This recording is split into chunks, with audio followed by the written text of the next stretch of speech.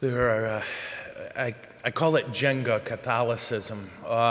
And for those of you not familiar, Jenga is a game where there's a big pile of kind of bricks, and you pull one brick out, and then the guy across from you pulls a brick out, and basically you're trying to see who's going to pull out the one that makes the whole thing collapse. Yeah?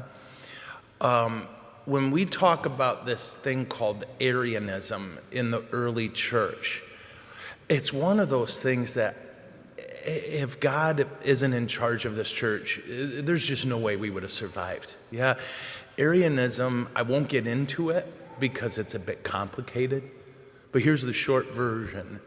Most of the church were Arians, and Arianism is a heresy that attacks Jesus' divinity. And it sounds great at first. Well, God would never let that happen, not to himself. It's this reduction of the humility of God. And again, I so want to get into it. You know what I mean? Half of the trouble with messing up the penitential rite is don't go there, keep it short. But it sounded wrong by human reasoning. In fact, it is wrong by human reasoning. But divine reasoning says, no, God humbled himself like that. But it was too much for people, so most of the church were Arian. And then you get this guy, St. Athanasius, who understood on some level, by the grace of God, the humility of our God. And he was willing to suffer for it. He wasn't willing to make other people suffer for it. He was willing to suffer for it. And suffer he did. Nobody wanted to hear the truth. But he was a part of that first generation of Christians born when Christianity was legal. This hadn't happened before in the history of Christianity. No one had been born when Christianity was legal. He was. And he was a mighty, brave, loving, gentle voice of truth in a time that was in love with lies.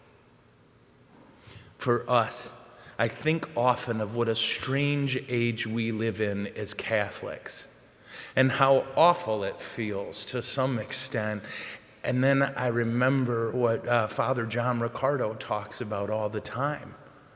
Well, if you were born in this era, that was on purpose.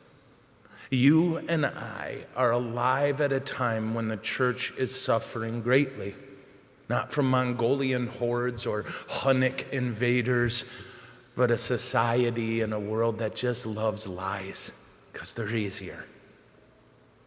But if we were born during this time and in this age, it's on purpose.